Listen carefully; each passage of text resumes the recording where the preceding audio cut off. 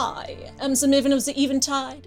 Welcome to Vampire Reviews, where we are analyzing and breaking down how Season 2 of Anne Rice's Interview with the Vampire adapts its source material. Even though the show is an entirely new alternate universe retelling of Interview with the Vampire, Anne Rice's books are still in there, and I am here to explain to you where and why, and what was changed, and discuss how those changes present vampire themes for a contemporary audience very different from the book's readers of half a century ago. Despite being written before most of its fans were born, the Vampire Chronicles still speak to readers in significantly personal ways. Themes of otherness are evergreen.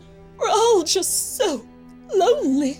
You get me, Anne Rice. For a TV show to be able to tap into that sparkling element of Anne Rice's genius at the core of these books that has kept the Vampire Chronicles fandom strong and extremely passionate to this day. I don't know about other fandoms, but this one is a lifelong commitment. I'm going on 25 years in it myself, while also introducing its own themes and ideas can be a tricky tightrope to walk. So, just how well does the show do it? Well, I hope you're ready to dig in. I have got my snack, AMC's Anne Rice's Interview with the Vampire blood popcorn.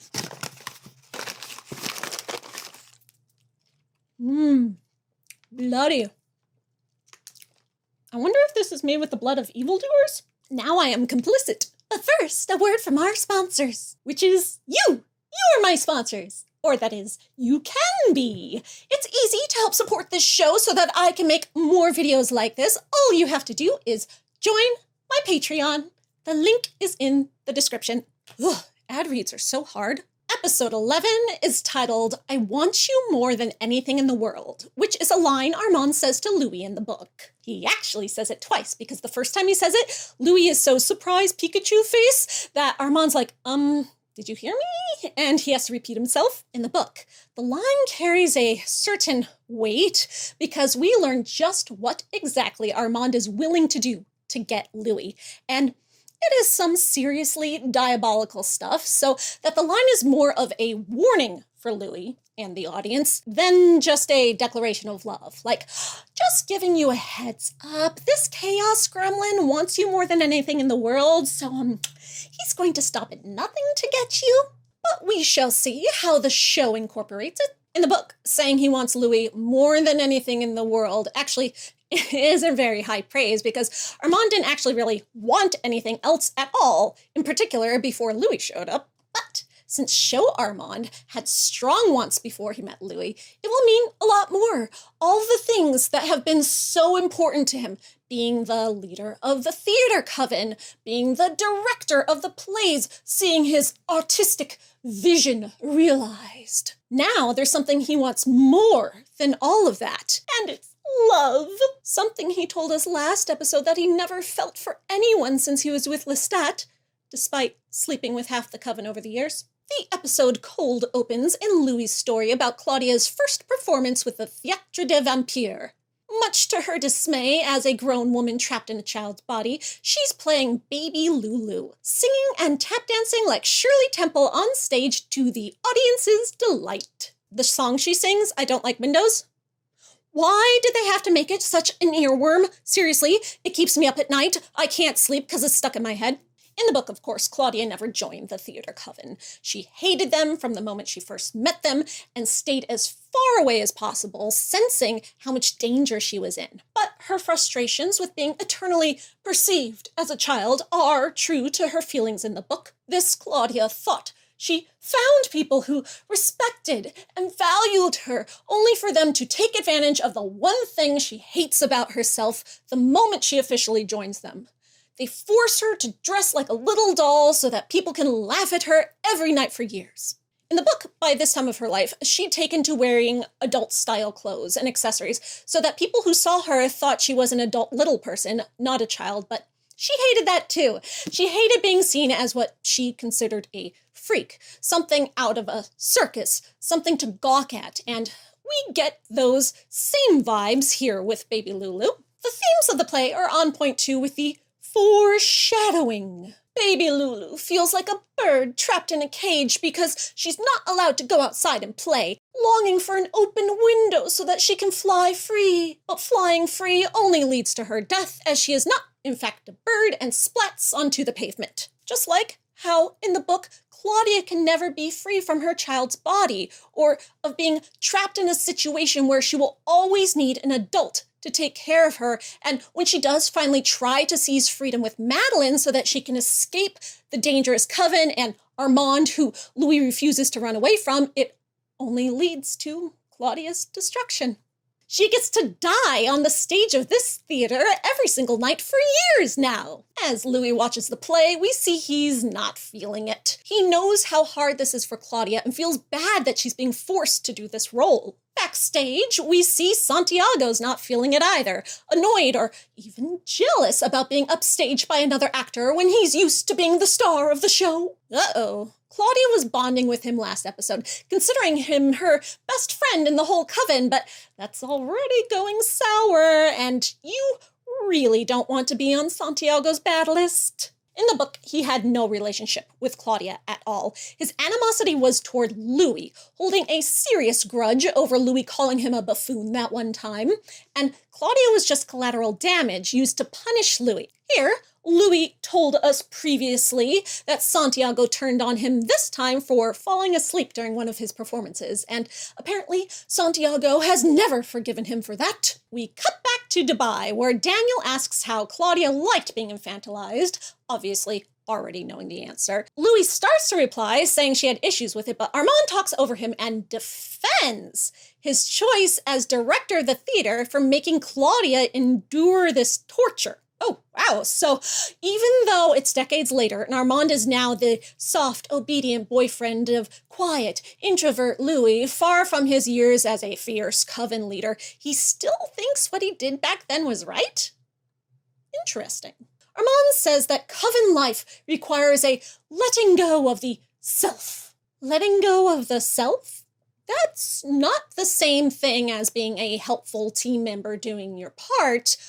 Are the other coven members letting go of their self? They all seem highly individualistic while still working together as a theater company. If anything, they let go of the self more in the book, where they all had to dye their hair black and wear all black all the time, portraying the vampire cliché Halloween costume look, or, as Lestat calls it, vampire drag par excellence. Oh yes, we are so here for vampire drag. But it seems these coven members are holding on to much more of the self. And why is Armand talking about this as if he still stands by these ideas? He escaped that cult. You'd think he would be more like, I know it sounds creepy now, but coven life required a letting go of the self, and Claudia was all in for the coven. Whew, glad I got over that phase of my eternity. Poor Claudia. He's also still smiling and looking proud of himself for the play being a hit.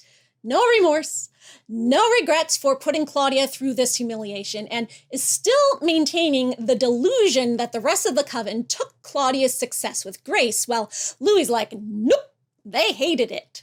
Does Armand just think he can make things true if he convinces himself hard enough that they are? This isn't intentional deception or misleading to tell Daniel an untrue story. Armand really has different, rosier memories of the past than Louis, who recalls it with stark reality. As he and Louis tell Daniel about it, we get to see some nice, casual intimacy between them that finally feels a lot more natural than the performance they were putting on for Daniel when Armand first joined the interview. Fast forward an indeterminate amount of time, and the entire coven is completely over baby Lulu, including Claudia. We see her doing the same performance with much less energy. She is miserable. This annoys Armand, who really takes his theater seriously in this version, not just as a coven, not just as a business, not just as a front to hide murder, but as an artiste. He is upset at Claudia's weak performance. His directorial vision is not being executed with the pizzazz it deserves. In the book, Armand didn't care one bit about the plays the theater performed. He lived there and was looked to as sort of a de facto leader of the coven just because he was the oldest and the only original member left from the 1700s. But he wasn't even actually the official leader. They didn't really have that kind of structure. He didn't care about ruling them. He wasn't power hungry or controlling in any way. The coven was just a group of vampires working together to keep a place in society so that they didn't have to exist as recluses. Armand only stuck around with them because he had nowhere else to go, and it was something to do, I guess. And he was waiting for Lestat to come back to him, of course. He'd heard at some point over the years that Lestat had died when he was off on his journeys to Egypt and stuff, but he still held out hope that he would come back and finally be ready to want Armand. This Armand has a need to control things, to control the coven as its master, to control the art of the theater by directing all the plays himself, to control Claudia by punishing her to perform to his ideals. You know that thing they say where, like, if you grew up in a chaotic or abusive environment, you either become a huge control freak, super organized, needing to make sure everything is exactly how you need it to be, or you just let go and become completely laissez-faire. Armand in the show is the first type, and Armand in the books was the second type at this point in the story. When Armand wanted something, he could seize control and make things happen how he wanted, but during his life with the theater, there was just nothing he really wanted, other than to, keep himself safe, which meant occasionally making sure the other vampires didn't put their kind in danger, but the theater was pretty self-governing in the book. Having a secondary character who's just sitting around waiting without any goals or motivations can work in a short format like the movie or the book, but since the show is stretching this part of the story out for hours, and Armand is now a point of view character, a deuteragonist even, I can see why the show wanted to give him more inner goals that made him a fully driven character before Louis shows up and suddenly becomes the thing that Armand wants. Back to Claudia, and now she's on her 500th performance and seems about to either fall asleep on the stage or dissolve into tears. 500th, so we're talking like a year and a half later or so?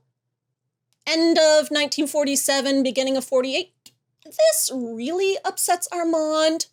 He just cares so much about his plays. So he reprimands her afterward while Louis quietly reads in the background. He asks her to explain why she sucks, and she says that being forced to play a little girl on stage makes her relive her trauma every night. The rest of the coven looks sympathetic, perhaps even ashamed of how bitter they've been toward her for her success. She asks if she can switch to working backstage instead, but Armand is like, no, which is French for no. And instead, he punishes her further by saying that she now never is allowed to take the baby Lulu costume off. She has to hunt, sleep, live in it 24/7, so she can rediscover her passion for the character. First of all, Armand, I don't think she ever had any passion for Lulu. How blind are you? Second of all, do you really think this is going to work? Do you think that forcing her to not only be triggered by her child body for 15 minutes on stage every night, having to do it all night is going to make her suddenly be like, wow, I really love this part now. I want to sing and dance my little baby heart out for the audience. Punishing her by making her do something she hates until she gives you a good performance full of pizzazz would be one thing, keeping her from slacking on stage, but if she came back the next night and did that, you'd get what you want, right? But nope. Claudia has to keep living in the costume regardless of how fast she improves. He really does just want to drive her into the ground and crush her spirit. But why? In the book, he didn't like her. Psychically tried to push her to kill herself the very night he met her because he wanted her out of the way so he could get Louis to himself. He knew he could never fully have Louis' attention or heart as long as he was tied to Claudia, felt obligated to her. But here, we haven't seen any of that motivation at all. He and Louis haven't talked once about how Claudia might complicate their relationship, and we haven't seen any signs or hints of Armand being frustrated with her coming between him and Louis. He gets plenty of alone time with Louis and doesn't seem to mind sharing him with Claudia at all. No. It is Dreamlestat that he's jealous of, that he wants to get rid of. Dreamstat is the one who is coming between them, not Claudia. So if that motivation is gone, why is Armand being such a petty bitch to her now? Because he wants to keep his authority over the coven. He's afraid that if he lets her get away with slacking without punishing her really hard, the other coven members would start questioning his authority. He seems pretty insecure here about his hold over them and being respected and feared as leader. Seriously, Armand? Still? When you have a whole entire Louis right in front of you, who you're sleeping with now since the end of last episode a year and a half ago? So yeah, his animosity toward Claudia here isn't really about Claudia at all, and definitely not about Louis. This time it's about making an example out of her to keep the rest of the coven in line. Even though none of the rest of them have been disobeying and disappointing him that we've seen. Why so insecure, Armand? Well, even though we haven't seen any of it yet, Santiago up and tells us that nomadic passion has infected the entire company. They're on Claudia's side now because the one they're really upset about is Louis. They're bitter that he gets to live free and break the coven rules about not mingling with humans or attending the Blood Sabbath. He reads books during Blood Sabbath! Blood Sabbath? So, still doing these satanic rituals, huh? The theater vampires in the book weren't religious at all. No satanic rituals for them, an entirely secular coven. Also, they were very much less strict about what the vampires were allowed to do. So long as they didn't break the masquerade or kill each other, they could do what they want. They only thought it was weird that Louis and Claudia wore normal clothes instead of vampire drag because they were like, but being a vampire is so cool. Why don't you want to own it? Not because of rules. But it seems Armand here has the opposite problem this time than he did with Lestat. Back then, his coven saw Lestat's freedom and wanted some of that for themselves. This time, the coven likes their setup and rules, and they're bitter that Louis doesn't follow them because they think they're important and that he should. Very lawful evil, these vampires. And since Armand's not forcing Louis to do it, they've lost respect for him as a leader. As Santiago explains this, Celeste speaks up to agree with him, which makes Santiago's girlfriend, Aglé, angry. Uh-oh. Ladies, don't fight over him. There's enough Santiago to go around. But apparently, these vampires are monogamous. In the books, vampires are outside of nature, aren't bound by human conceptions of relationships, and can love multiple people fully without jealousy or insecurity. This isn't exactly equitable to human polyamorous relationships, but you can see the similarities sometimes. Just like how in the books all vampires lose their sexual orientation when they become vampires, and are then attracted to any and all humans because blood is blood and they are all equally delicious. They also lose the human sense of mononormativity. Vampire lovers can and do get jealous, of course, of their partner having interest in others, but it's in situations where they think that means the partner is going to leave them, that they'd lose them, and they'd no longer be companions. They don't like being replaced. Here, that can't be what Aglé is jealous about because they all live together and Santiago wouldn't be going anywhere. So she's just straight up human jealous. Which leads to a catfight with Celeste, because women, am I right? And Santiago asks if Armand and Louis are companions. Louis says no, but Armand says yes, and Louis gives him this what the fuck face. Then we cut right to them in bed together hanging out after sex. Okay, I'm really not sure what the show is defining as companions in this case, or maybe it's just Louis who has the weird definition. Because they are two vampires who are in each other's lives, romantically involved, seeing each other every night or nearly. What else is there? Santiago wasn't asking if they were going to move in together or get married. He asked if they were an item, which they obviously are, even though Louis is being weird about it. He just doesn't like labels, okay? But him saying they're not companions means he's saying that they're not close friends who sleep together, which is a lie. Just what exactly do you think a companion is? In the books, when vampires are companions, it basically just means they live together, they share a life, they have their own little coven, whether it's only two or more. Sometimes it's in a romantic or marital style, sometimes it's in a parent-child style, but they are spending their life together in some capacity for a certain period of time. Louis, Lestat, and Claudia were all three companions for 65 years. Then, Louis and Claudia were companions alone after she killed Lestat. By book definition, in the show, Louis and Claudia were companions in Eastern Europe. They're still companions. They live together, their own little coven of two. Meanwhile, Armand and Louis are also companions, but unlike Lestat, Armand is definitely not companions with Claudia. But here, Louis, and Armand both really, are taking companions to specifically mean boyfriends, a romantic committed couple, really watering down the concept of vampire companionship to narrow human mononormativity. The difference between them is that Armand wants them to be boyfriends, but Louis is not ready to commit, or at least to admit that he's already in it. While they have this conversation, Louis is practicing the fire gift, which Armand has been teaching him. Oh, Armand, did Lestat mess you up that much that you think you can only keep a man by teaching him cool vampire powers? But seriously, the fire gift? This is Louis. Louis has enough problems with fire in the books without the fire gift. He's not known as the pyromaniac of the Anne Rice vampires for nothing. Just hand him a gallon of gasoline while you're at it, Armand, why don't you? Armand's being bitter and disappointed, wanting Louis to admit they're companions, and Louis's inner Lestat arrives to voice Louis's annoyance with how clingy Armand is being. Oh, God, how do you manage it? Armand explains that he's risking a lot for Louis, putting his position as coven leader in danger, and the least Louis could do is call them companions. And when Louis continues to be dismissive, Armand reminds him that he's keeping Louis' secret about killing Lestat. This makes Dreamstat cocky, and he says things are getting hot in here like they always do when the two of them talk about him, because it's true.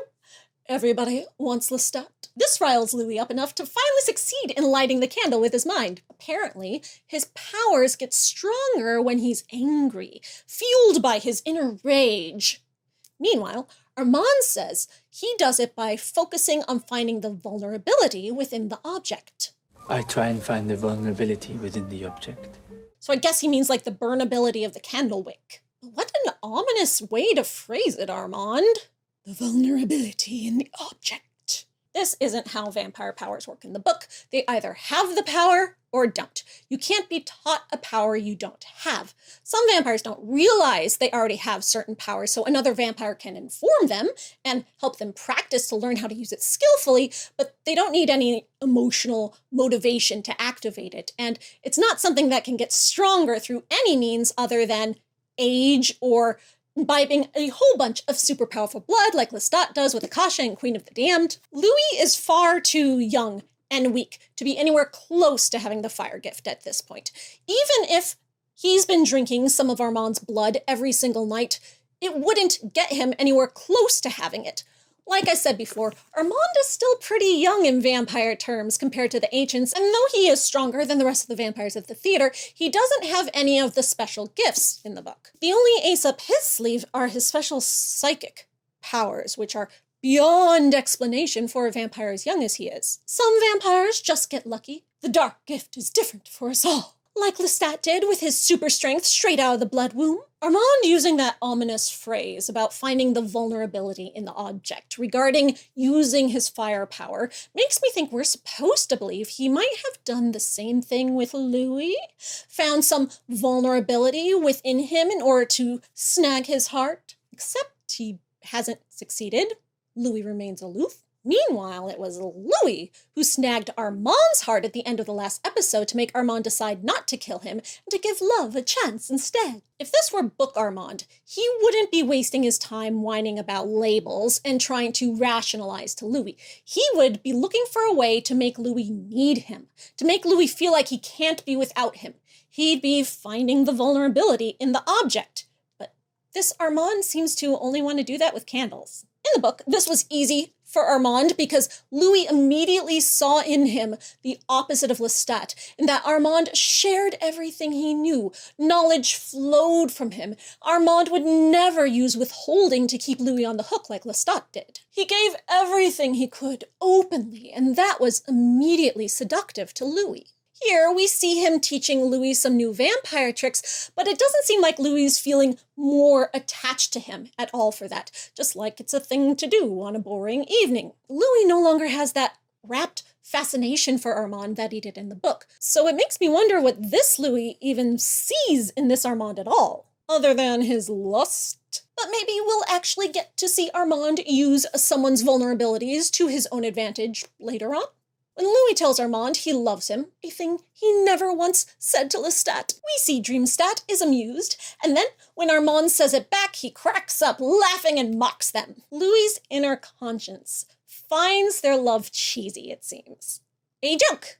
Nothing at all compared to the real love he had with Lestat. And he's mad about that, too. He just isn't at the point yet where he can let himself be vulnerable with Armand to form a true connection with him. Back in Dubai, Daniel finally questions Louis about his hallucinations. Are you schizophrenic, Louis? Louis says that's not a thing for vampires, but he doesn't know what to call what he actually was. Maybe after his book is published, psychologists will come up with a name for it.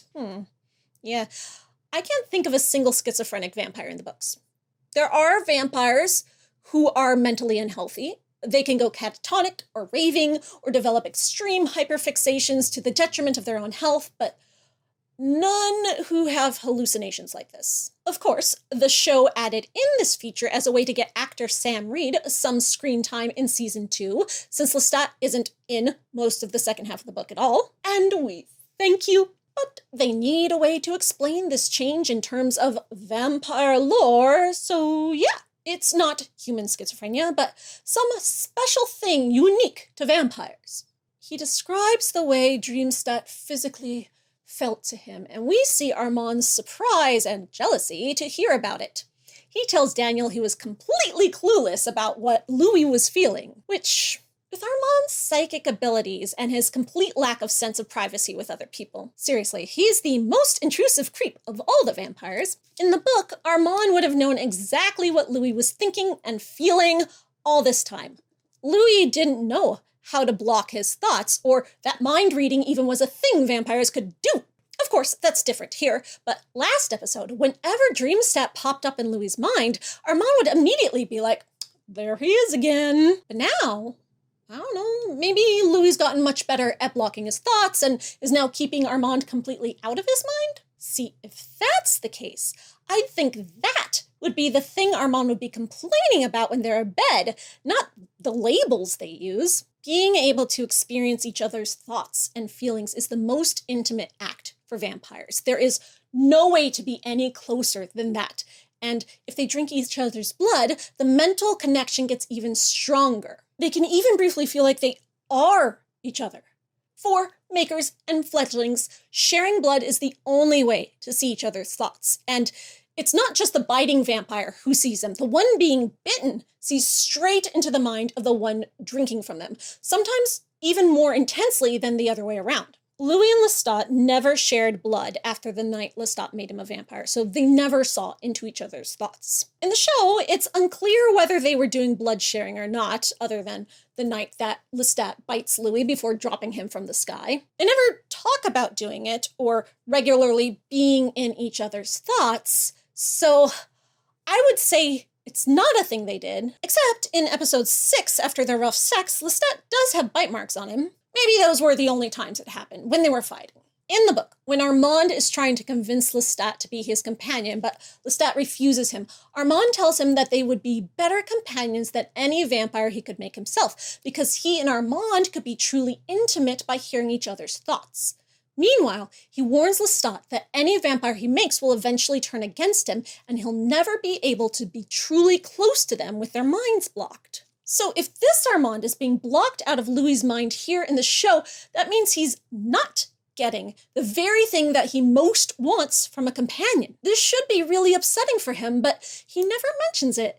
He just wants Louis to come around more, not to open his mind. Daniel mentions the vampire bond again, which in season 1, Louis said was the reason why he just couldn't quit Lestat. Like I told you back then, it's not a thing in the books. There is no magical bond between Maker and Fledgling that ties their hearts together.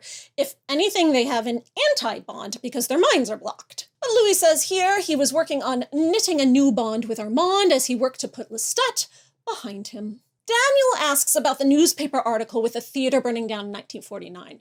This gets Armand to focus on him intensely. Daniel lies and said his research assistant found the article, but with the attention Armand is boring into him now, there is no way he wouldn't be able to pull every single moment of Daniel's meeting with Mr. Talamasca out of his head in seconds. Daniel doesn't know how to block his thoughts, and yet Armand doesn't say a word about it.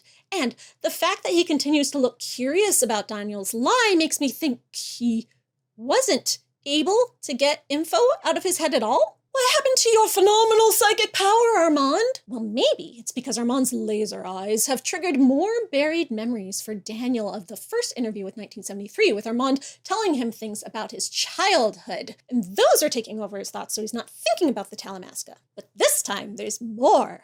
We see a plastic-wrapped dead body fall on the floor, as well as flickers from a TV. So mysterious. We know from all the show's promotion that the next episode, number 12, will be the flashback to Daniel's time during the first interview. So only one more week until these mysteries are solved, you guys. It's going to be entirely different from the book now that Armand will be there too, so be prepared for anything. Daniel points out that Claudia's diaries break the third great law about not writing the history of vampires, and we cut to her dumping a body into the rat box, then pulling out her diary from where she keeps it hidden in one of the burial vaults. Santiago surprises her, but she tells him she's not writing the history, just her thoughts. When she reads him some about how the other female vampires hate her, 'cause women, am I right? Santiago interrupts to joke with her and reassure her of their friendship. It seems her getting punished has gotten him over his jealousy of her success on stage, and they're back to being besties. He warns her that, well, he doesn't care about her diaries, Armand will, and would punish her. Then explains how his maker broke one of the laws too by making Santiago without permission, and so Armand killed him and buried him in one of the vaults in the wall. He must have been one extremely old and powerful vampire, much older than Armand, in order for Santiago to come out the strongest of the rest of the coven, and with the ability to fly. Claudia takes his warning seriously enough to throw her diary into the rat box, but Santiago gets it back for her and tells her he bends the law about not mingling with humans all the time by sleeping with sex workers. He doesn't care about the laws, see? He actually wants her to keep journaling, see? So that's why he's warning her about Armand, so she'll be more careful so that she can keep doing it. Why do you want her to keep journaling so bad, Santiago? They're just besties, that's all.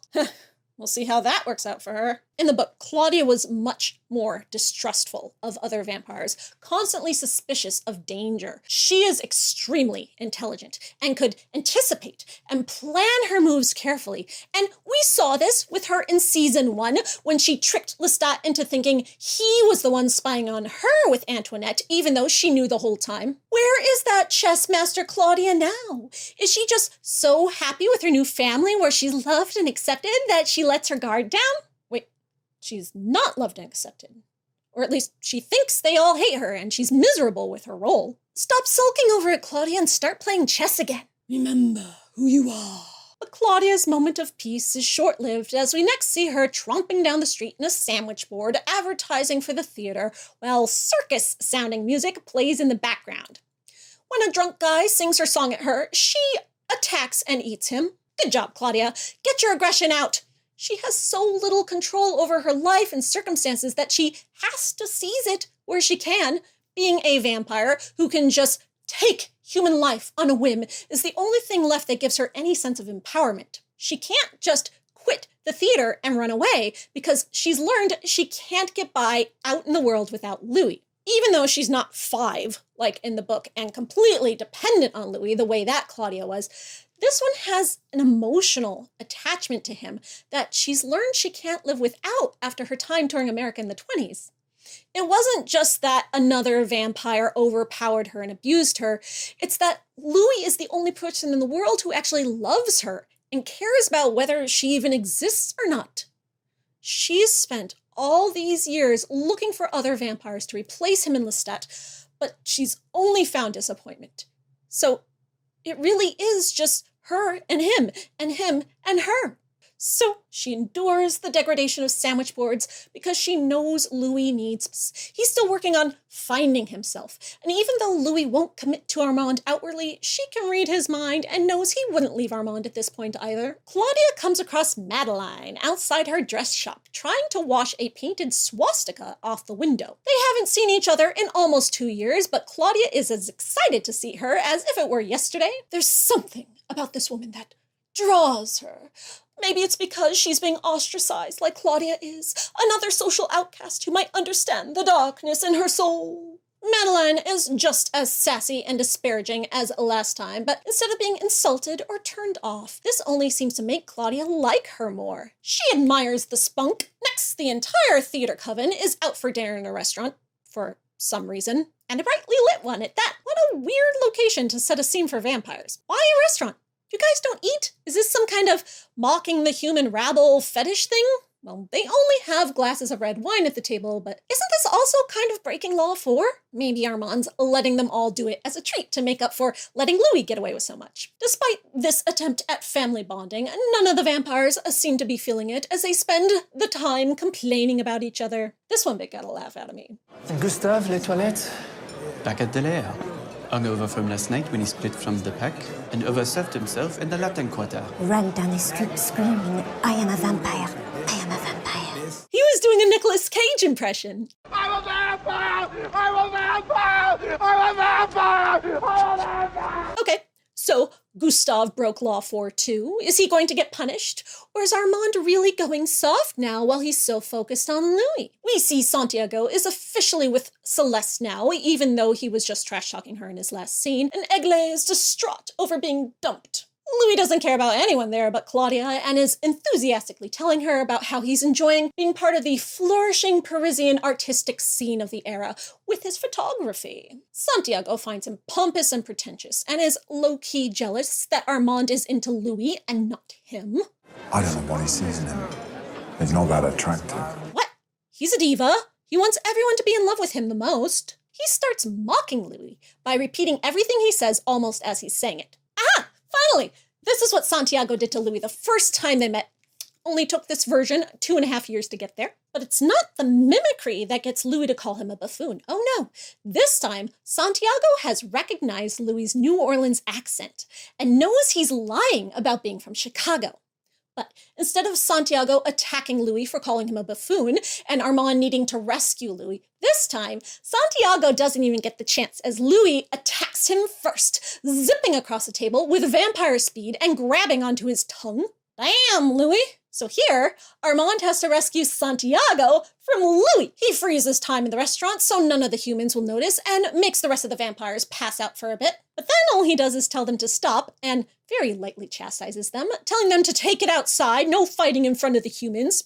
You two want to act like fledglings do it in darkness. They are fledglings, Armand. Especially Santiago. He's only been a vampire for 20 years. He's still a baby. This show does seem to have different definitions of both ancient and fledgling than the book canon. Louis storms out, and Armand very ineffectually tries to order him to come back. It's bad enough that his coven is questioning his strength as a leader, but Louis, who's not even part of the coven, is making it so much worse for him. But all this Louis cares about is finding himself through his artistic endeavors, and we see him showing his photos to an art gallery owner. He tells the guy that he resold a painting he bought from him last year and made a profit. Aha!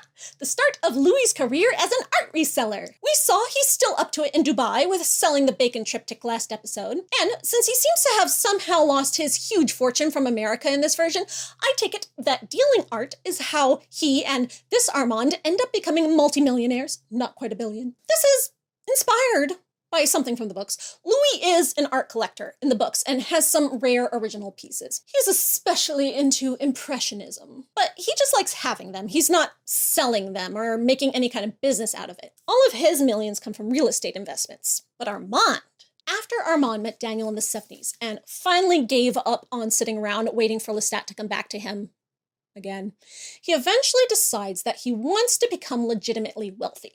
Before, he was stealing money and cars and anything he wanted, but he didn't have wealth. So, one of the plans he comes up with is using his psychic abilities to find out where thieves have stolen famous works of art, stealing them back from the thieves, and collecting the rewards for returning them to the museums and owners. Daniel's comment a few episodes ago about the stolen Rembrandt in Louis' dining room made it sound like Armand and Louis were stealing artworks. Maybe this one was something they recovered from a thief, like Armand does in the book, and they're only displaying it for a while before they collect the reward. Or they liked it so much that they decided to keep it.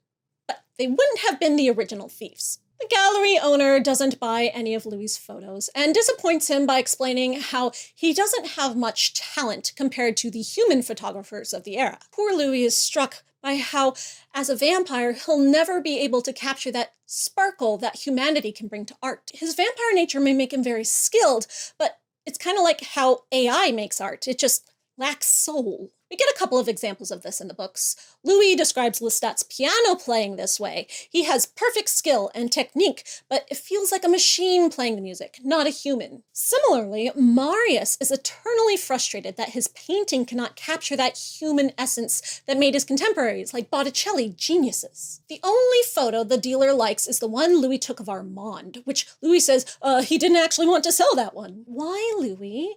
Because it's too vulnerable? Well, there's your problem. You'll never be a great artist if you're afraid to be vulnerable. Your heart has to bleed into your work. The gallerist says Louis caught Armand's soul and that there's something fragile about him. Louis says, If you knew the man, you know he was anything but. Really? 2 years and you still don't know what a shattered, broken, lovelorn child Armand is on the inside? Just because he has really strong superpowers doesn't mean he's the opposite of fragile. This is how I know they aren't sharing blood, otherwise Louis would know this about Armand. Oh, the irony. The only soul Louis was able to capture in his art was that of another monster. Instead of languishing about how his vampire nature has detached him from humanity, though, Louis gets defensive and angry. His fangs drop, but he resists the urge to pull a Claudia and attack his mocker and instead storms out. It's not very similar, but this does make me think of one scene in the book.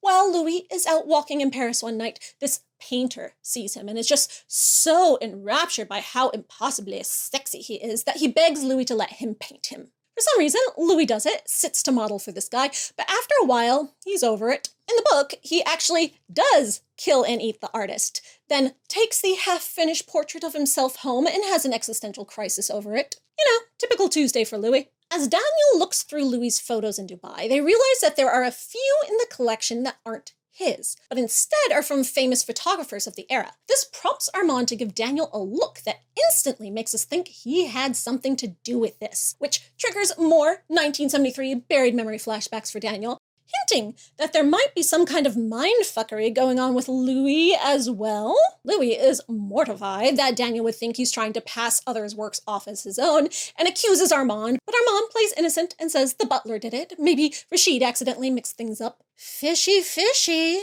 Are we finally seeing some underhanded behavior from this Armand? Before, it was all just words, soothing Louis, offering him more positive perspectives on memories so that Louis wouldn't get upset and spiral. Has he actually put these photos into Louis's collection to try to make Louis feel better about his art?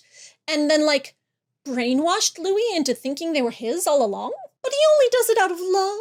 He's just so desperate to keep Louis from being depressed and suicidal. Well, if he did do it, it backfired because now Louis is just even more upset. You're not very good at this, are you, Armand? Back in the story, Claudia seems to have gotten her passion for Lulu back as she's performing the show in French tonight. But maybe that's because Madeline's in the audience this time. After the show, Madeline switched to insulting the theater and the other vampires instead of Claudia herself, and Claudia digs it because she's pretty much over the theater too by now. Instead of attending to her duties of throwing the knight's body into the rat box, she plays hooky and offers Madeline a ride home. I'm guessing on one of the Vespas. Is Claudia a motorcycle-driving vampire now? Sadly, we don't actually get to see them on the bikes at all. In his apartment, Louis is frustratedly trying to figure out why he's not a good photographer. He blames it on the fact that he can only take pictures at night and that he can't bond with people before he photographs them for fear of eating them. So, yes, being a vampire is part of it, but he still doesn't quite seem to be thinking about how detached his own soul is from the human soul. That struggle, to want to be human again, really doesn't seem to be part of Louis's character in this version. His struggles are only matters of technicality and convenience. His inner Lestat is there with him through it, and we get to see a surprisingly friendly and domestic scene between them, something they surely had many of in their 30 years of marriage, but we never really got to see much of in season 1 as the TV show was focusing on the scenes with, the drama and the action, of course. This time, he's wearing the red herringbone wool suit he wore in episode 3, the night he first met Antoinette. Their sweet moment is interrupted when Armand starts reciting Romeo and Juliet below Louis's balcony, which makes Louis's inner Lestat burst into laughter for how cheesy it is. Yeah, this is not the way to this Louis's heart, though book Louis probably would have liked it. He loved poetry and Shakespeare, and in the 1940s, Romeo's balcony speech wasn't an overused cliche yet like it is nowadays, so there'd be nothing to laugh at. Lestat also loves Shakespeare. He would be the one reciting it. Armand has also bought him a bouquet of flowers, which we're supposed to take as especially cheesy and try-hard. But in the books, vampires love cut flowers. There's tons of them throughout the books. Anne Rice really had a thing for flowers, and so all her characters do too. Oh, poor Armand. Louis made a public scene without any regard to how it would make life worse for you, then stormed off without even apologizing, but now you're the one groveling on his doorstep with flowers to get him to pay attention to you? I mean, yes, Armand is this pathetic in the book too. Next, we see Claudia's done more than just drive Madeline home. She's inside, getting fit for a new dress, and they're bonding with some girl talk. You know, horrible tragic backstories of death and loneliness. Oh no! That dress is yellow, not a yellow dress. In the book, the last dress Claudia ever wears is yellow. But don't worry, you guys, it's just a fake out. As we've seen in the trailers, she has an entirely different yellow dress later on. Madeline tells her that the reason people accusing her of being a Nazi is because during the war, she had sex with a young Nazi soldier. Not because she actually supports Nazi beliefs at all. She just wanted to get laid, and he was there. But this got her accused of being a Nazi collaborator and completely ostracized from society as a traitor. Oopsie. The things we do for love. Or, in Madeline's case, a one-night stand. Back to Louis. Armand's taken him on a date to the Louvre. He easily freezes the security guards in time so they can have free reign of the museum. In the book, after all the drama goes down in Paris and it's all over and Louis is left a shell of his former self, he asks Armand if he can break them into the Louvre at night because he just wants to go be with the art and not dwell on death and destruction.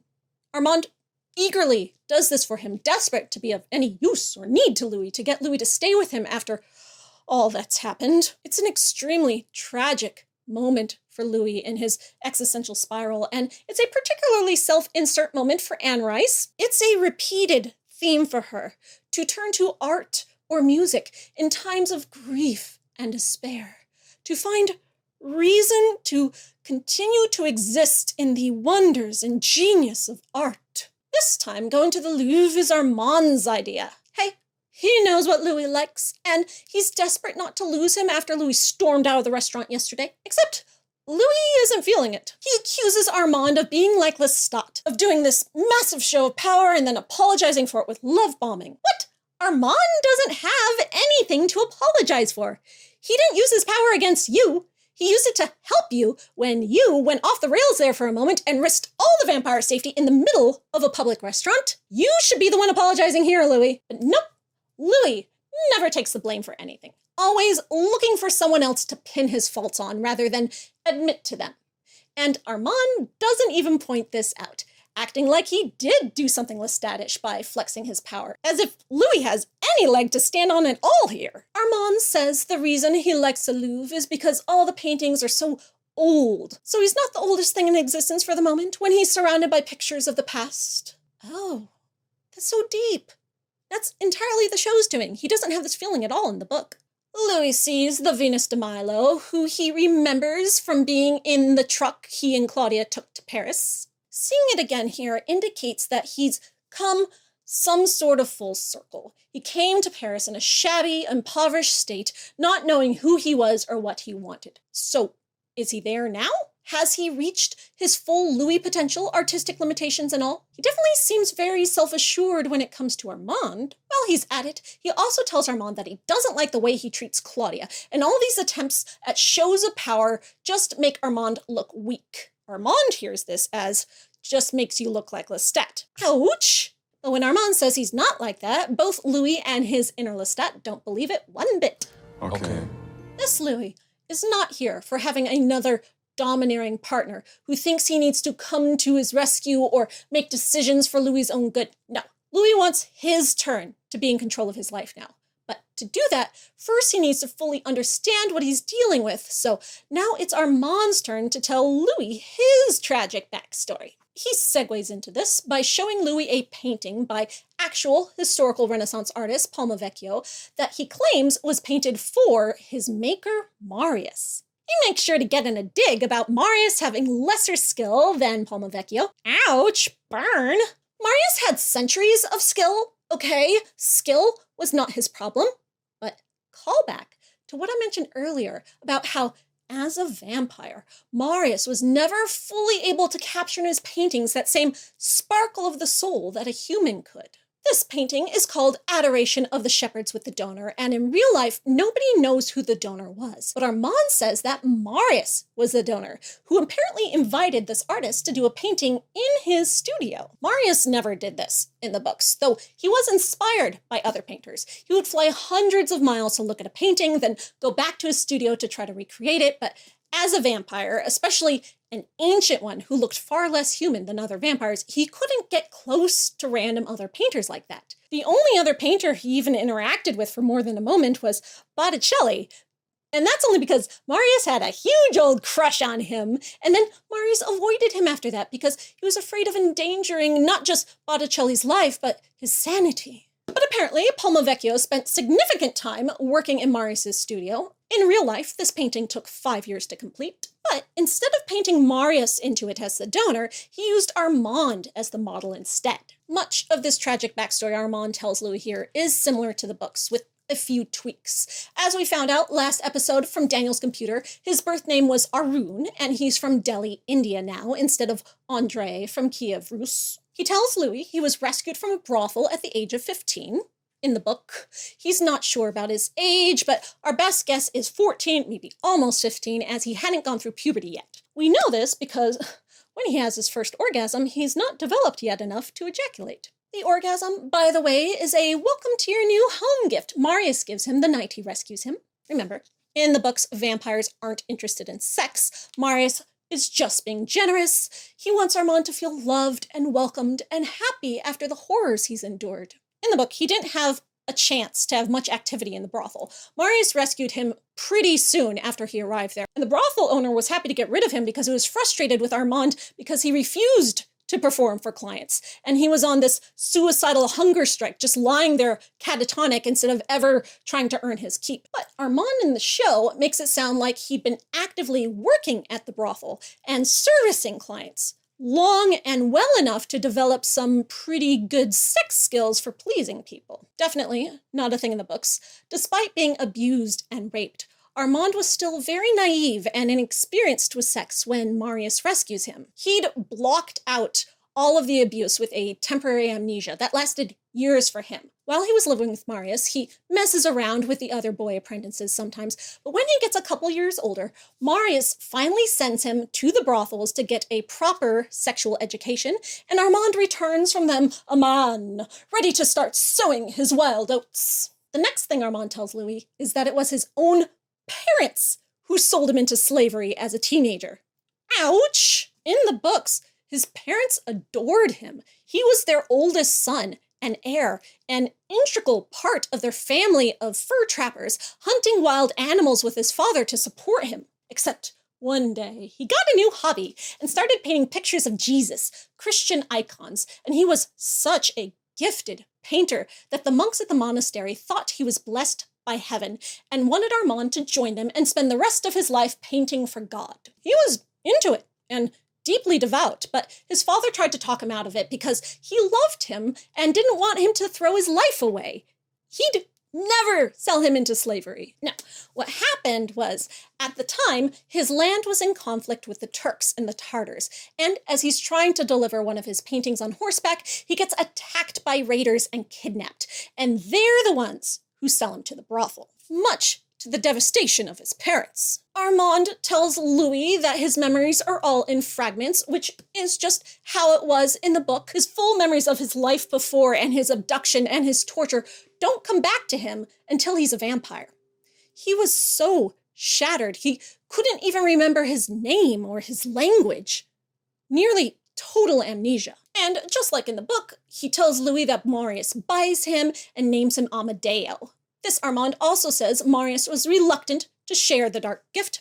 Yep, correct. Was just the same in the book. Marius originally rescued Armand thinking he might be his vampire companion one day, but he fell in love with him so fast that he gave up on that idea almost immediately, knowing he could never bring someone he loved so much into such a cursed existence. Even though Armand wanted it, just like how Daniel was desperate for it after his first interview with Louis. Armand thought Marius was some kind of magician or sorcerer, and he wanted to be magical too. But Marius was like, no, which is Italian for no. And he only ended up making Armand a vampire at the age of 17 because he was dying from being poisoned. I served him with all my heart, basked in his mercy, his worshipful mercy. Yep. All that tracks. Armand worshipped Marius just as much as Marius worshipped him. But then this Armand says... Amadeo had a skill. And if a friend wandered into town, I was occasionally donated. Oh no. He's saying that Marius pimped him out to his artist friends in exchange for paintings? That Marius still used him as a sex slave? That he didn't buy him to set him free at all? Oh, no, Armand. Why would you say that? Why do Marius dirty like that? Do you think that lying about Marius will get Louis to feel sorrier for you and like you more? Your tragic backstory was already plenty awful without lying about Marius whoring you out to his friends. This has to be a lie, right? The entire reason why the Marius-Armand romance is so hugely popular with fans, besides the appeal of the whole hot for teacher trope, is because it's a rescue fantasy. Marius rescued Armand from slavery. He didn't buy him to be his sex slave and force him to do sexual acts with random artist friends. He bought Armand to set him free, to give him a wonderful, good life that would let him flourish and grow. Marius was born a slave. His Roman father impregnated one of his slaves, and Marius was the bastard child. He might have lived his entire life as a slave, except his mom died in childbirth, so his dad adopted him and gave him the absolute best life he could for an illegitimate son. A good life, and Marius wanted to do the same for Armand. Okay, so there's this very small but vocal subset of the fandom that hates Marius because he blurred the line with Amadeo between father, son, and romance. Clearly not fans of daddy kink. To them, I say, it's a vampire-human romance. It's going to be creepy, no matter what. Vampires being dark and taboo is a feature, not a bug. He is the dark, mysterious, ancient creature of the night who falls in love with the innocent, sweet young thing. Phantom of the Opera girlies get it. The thing is, some fans get their animosity towards Marius from misinterpreting one small part of the text in a huge way in Blood and Gold, which is Marius's life story. When Marius tells his side of how he found and rescued Armand, his first thought is that Armand might one day be the perfect vampire companion for him. See, 1,000 years before, he met Eudoxia, the 14-year-old vampire I told you about last episode, and she told him that the best way to make new vampires was to do it when they were very young, 12, 13, 14, who hadn't really developed personalities yet, so that she could mold and shape their worldviews and they would be completely loyal to her. So, when Marius is floating down the canal in a gondola one night, he hears Armand's thoughts in the brothel, his anguish, and is instantly attracted. When he sees how young he is, he's like, maybe I could do that thing Eudoxia recommended, groom him into the perfect companion so that he won't fight me all the time like Pandora did. Pandora was his ex-wife of 200 years, fighting was their love language. So he buys Armand, sets him free, brings him home to his school of painters' apprentices to let him be with all the other boys he's rescued, and then falls so in love with Armand that he's immediately like, never mind. That was a horrible idea. I don't want to shape him at all or make him a vampire. He's too amazing as he is. I'll just give him a good education and money and send him off to college to set him up for a happy human future like I do with all of the other boys. You know that thing they say where like your first thought is how you've been conditioned, but your second thought is who you really are. This is an excellent example of that essential element of human behavior. We all have bad thoughts, unkind, dark, selfish thoughts, but that doesn't make us unkind or selfish people. If we don't act on those thoughts, what you actually do about your thought, The conscious choices you make in spite of your preconditioned thoughts is what makes you a good person or not. And as far as the vampires go, Marius is one of the very few in the books that could be really considered to be a good person. See, there he is, right there. The noble one. The one willing and ready to learn from his mistakes and correct his errors, conscious of his flaws and deeply remorseful for all the ways he's ever fucked up in his 2,000 years of life. The first to want to punish himself for ever compromising his moral code. You want a really terrible villain in these books? Armand is right there. You know, Armand, the vampire who's actually committed atrocities, even against his own loved ones for his own selfish reasons. Yeah, they're both chaotic, but he's way worse than Santiago. In the book, Santiago was just a decoy, a pawn, and Armand was the real evil mastermind all along. Third or fourth worst villain in the entire series of the Vampire Chronicles, and we love him for it. You don't have to never think bad things to be a good person.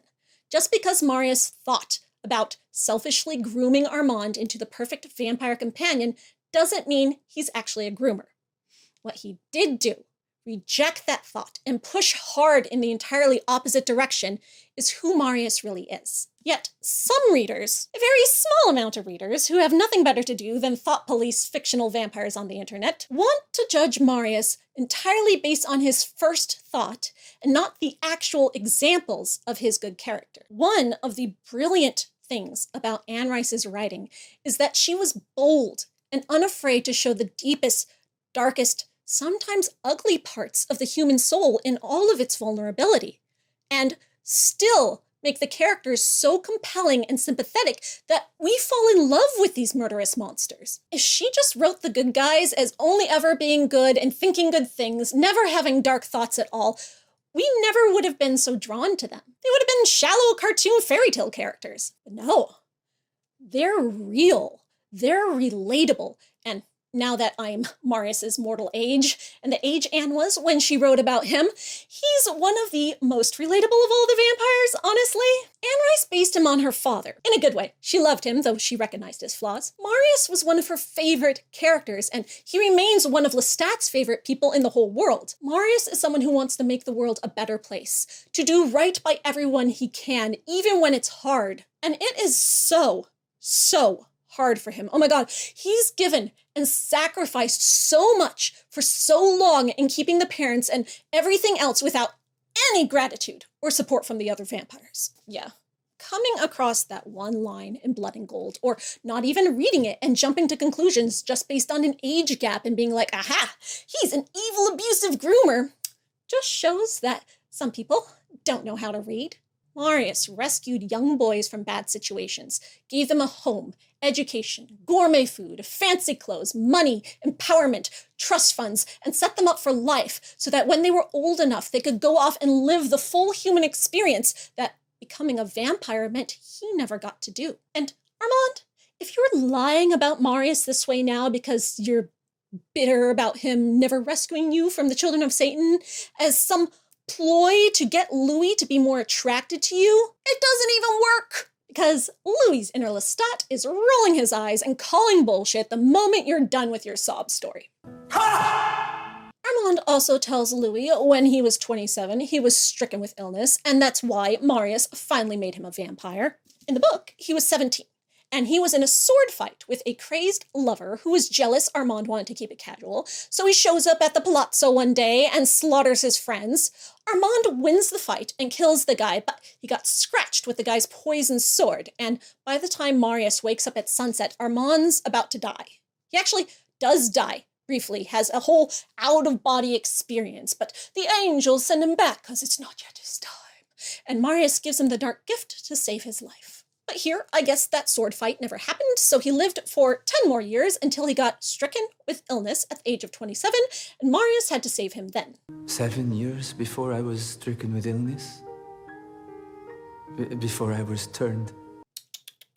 Anne Rice would not approve made, not turned, only made, or brought over, or given the gift, or become one of us, or embarked on the devil's road. So many ways to say it, but Turned is not one of them. He finishes the story with saying how the Children of Satan cult burned down Marius' studio, and Marius, while they were at it, spoilers, he got better, but at this point, Armand still thinks he's dead. He does actually tell Louis this story in the book, though a much shorter version of it with much less detail. And the cult renamed him from Amadeo to Armand, because you can't have a satanic cult leader with a name like Lover of God. It didn't match their aesthetic, okay? Only satanic names like Balthazar, or Leviathan, or Corvus, or Armand. He then tells Louis that not only was Lestat's maker Magnus a cult member, but he had been the leader of the Paris cult, who then abandoned it, and that's why Armand needed to take over. Wow, okay, either he's lying or Magnus is going to be a very different person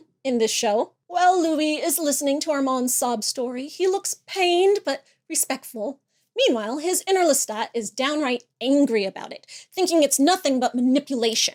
I guess Louis still doesn't trust Armand, probably can't bring himself to trust anyone. Nothing personal, Armand. And maybe feels like Armand is using his sad backstory to pull at his heartstrings like Lestat's horror show story about his making did. This is one time where Louis gets Lestat all wrong, though, because when Lestat heard this story from Armand back in the 1700s, he felt pure sympathy for him, and it made him feel more connected to Armand than he ever had felt to anyone else in his life.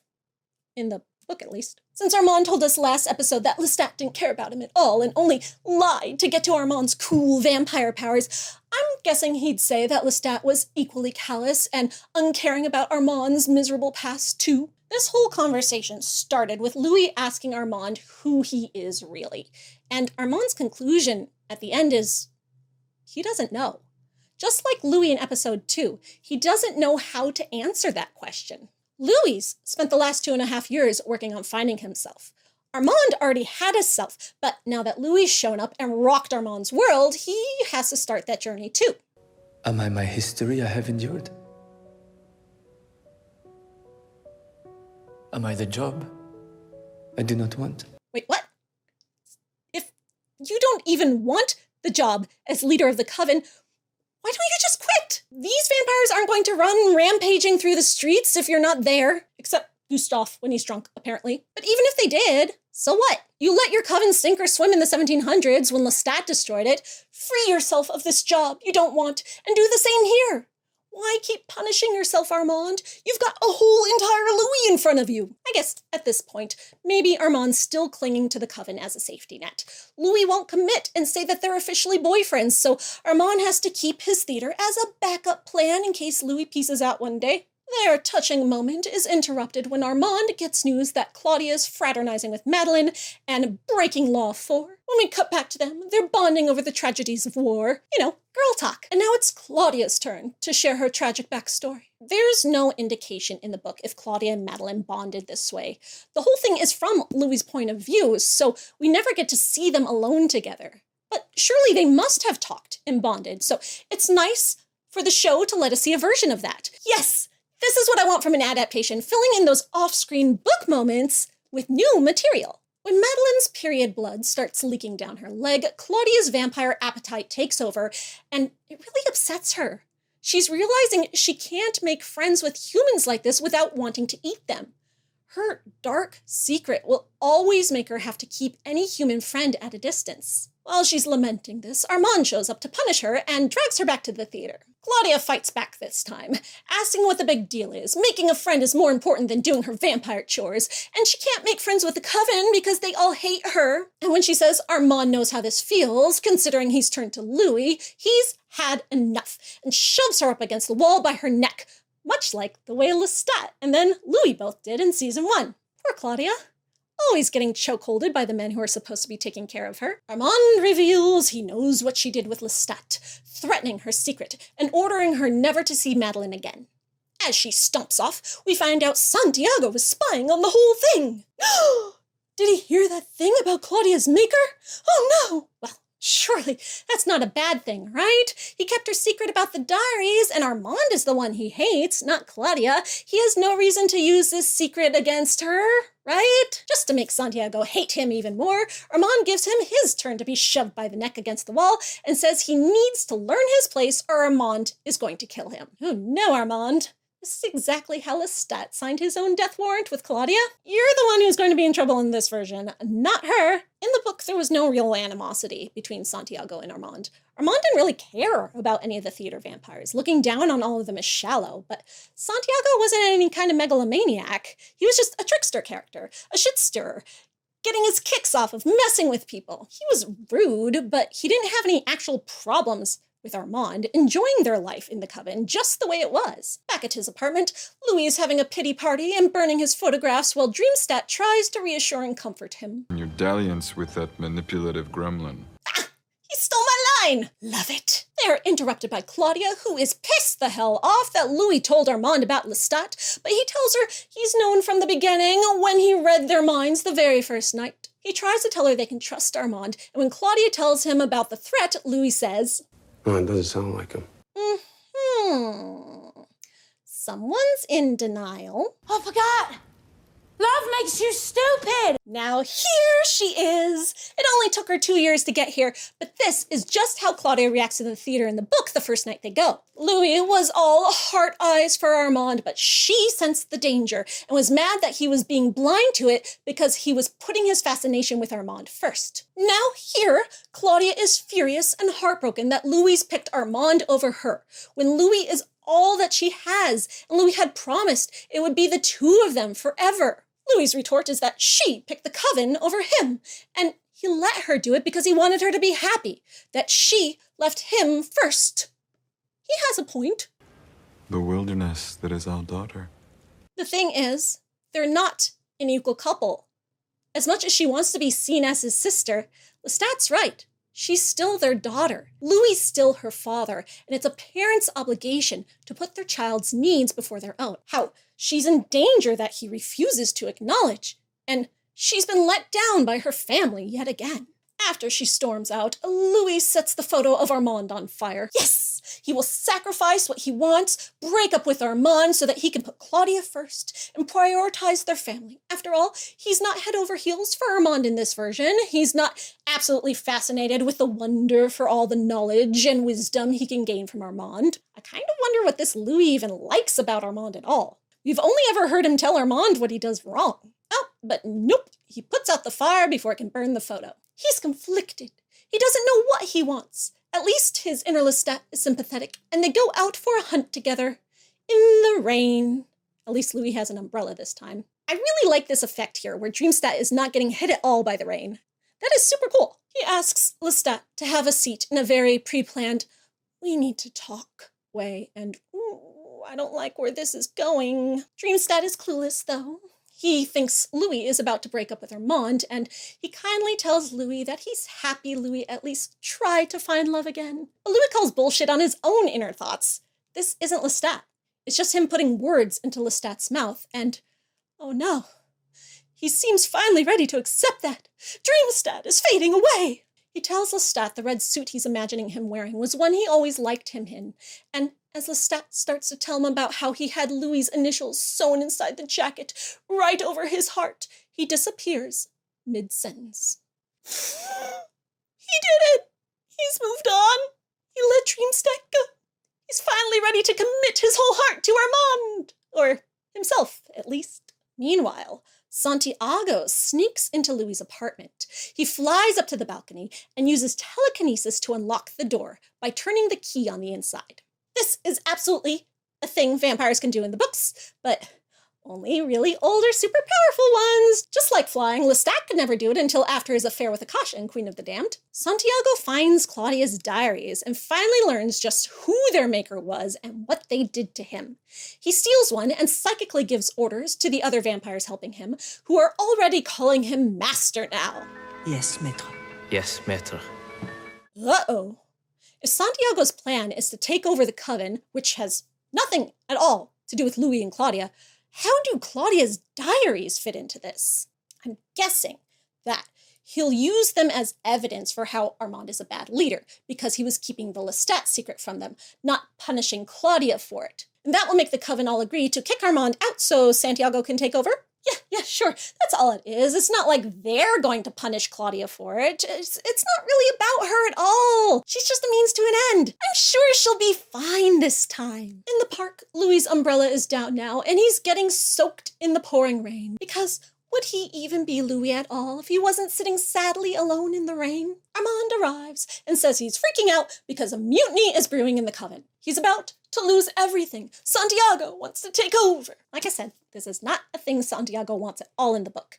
And Armand was happy to let the coven go once he hooked Louis. But this Armand is so insecure because this Louis has been holding himself back for so long. He tells Louis he should leave Paris before things get bad.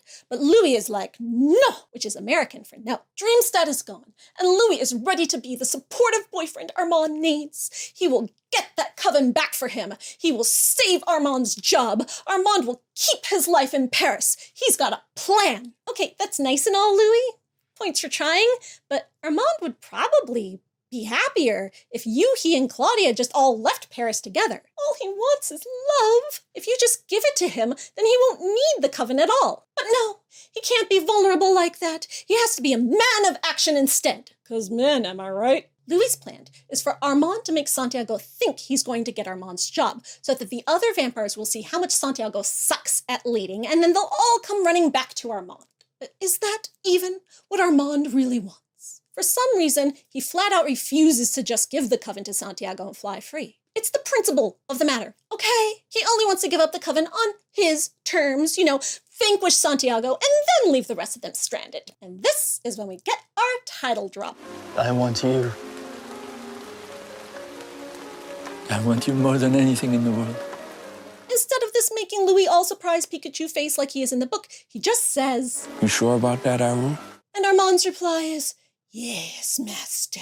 Then Louis uses the fire gift to light Armand's cigarette for him and throws his lighter away because he'll never need it again. Before, he could only make fire when he was angry. Now his secret is he's always angry, I guess? Yes, maître. Dun dun dun! What do we have here? A dynamic shift? Yes, maître.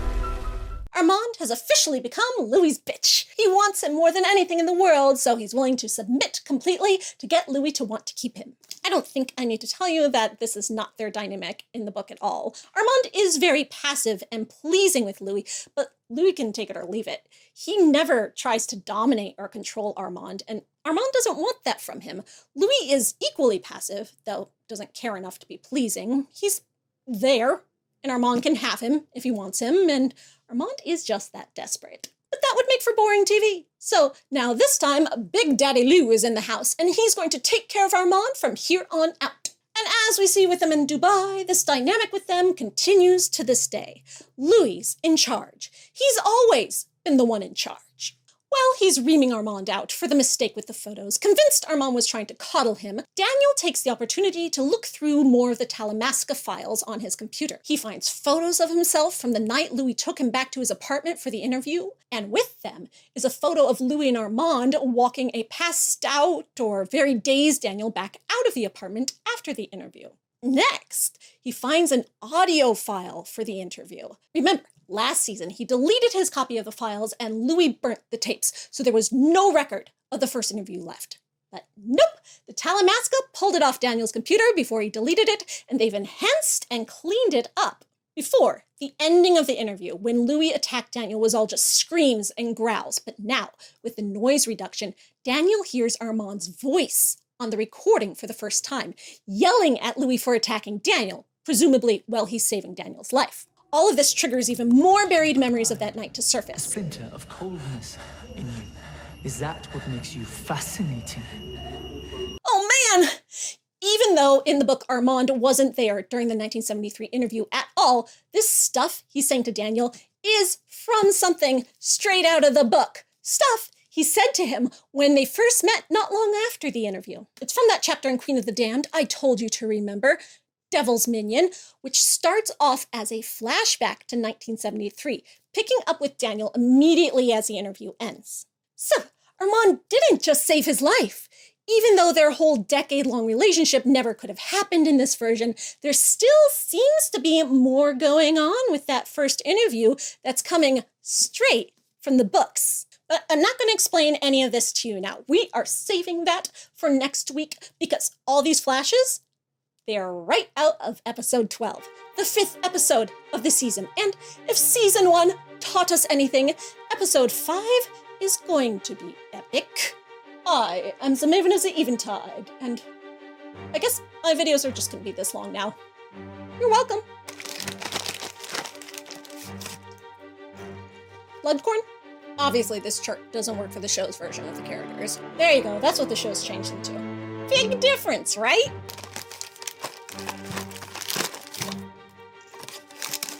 Oh, right. Join my Patreon, please. Love you. Good night.